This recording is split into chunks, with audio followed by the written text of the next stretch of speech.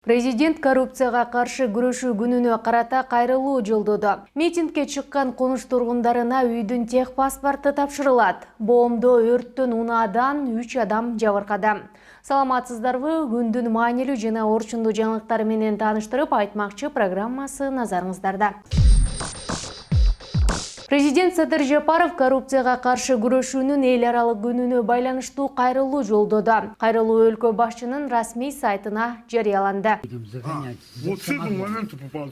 Президент Кыргызстан Бириккен Улуттар уюмунун коррупцияга каршы конвенциясынын жоболорун ишке ашыруу боюнча аракеттерди улантып жатканын, эл аралык милдеттенмелерди аткаруу, эл аралык антикоррупциялык уюмдардын иш-чараларына катышуу боюнча жандуу иш жүрүп жатканын белгилеген. Биз өлкөдөгү жемкордукту жоюу саясатына зор маани берип, сөзсүз ишибиздин өтөсүнө чыгабыз. Өлкөнүн өнүгүүсүнө залакасын тийгизип жаткан коррупциялык көрүнүштөрдү ооздуктоого саясий эрк жетиштүү. Биздин бул жааттагы иш-аракеттерибиз элибиздин жашоо турмушунун сапатын көтөрүүгө, мамлекеттик аппараттын ишин жакшыртууга, бюджеттик каражаттарды сарамжалдуу сарптоого багытталат деп айтылат кайрылууда.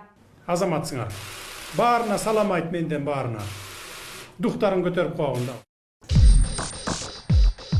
Бишкек мэриясы жер ынтымагы конушунун тургундарына үйлөрүнүн техникалык паспортун тапшырат. Но это не точно. Мэриянын маалыматына караганда, конуштун тургундары менен шаар башчысы Айбек Жунушалиев жолугат. Түштүк батыш көрүстөнүнүн жанындагы жер ынтымагы конушунун тургундары быйыл 18 ноябрда өкмөт үйүнүн алдына митингге чыгып, жалпысынан 1300 үй курган 10 миңдей адам жашаган конуш 15 жылдан бери документ ала албай жүргөнүн айтышкан жана аны мыйзамдаштырып берүүнү суранышкан.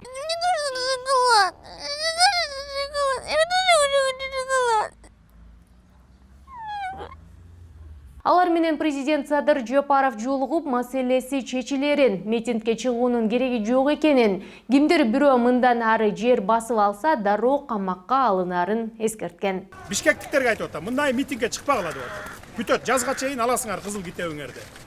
Анан жөн эле неме кылбагыла. Анан ошолордун баарын чечип берип атабыз. Бир нерсени эскертип коеюн. Бүтүндөй жалпы кыргызстандыктарга мындан ары жер басып алгандарды дароо алып барып камап коебуз. Андай беспредел кылыштын кереги жок. Мындан ары мыйзамдуу өлкөдө жашайбыз биз. Брат красавчик! Вообще! Конкретно сделал, а? 6 декабрдан тартып бул конушта атайын мобилдик топтор үймө-үй кыдырып иштеп, техникалык паспорттар даярдоого киришкен.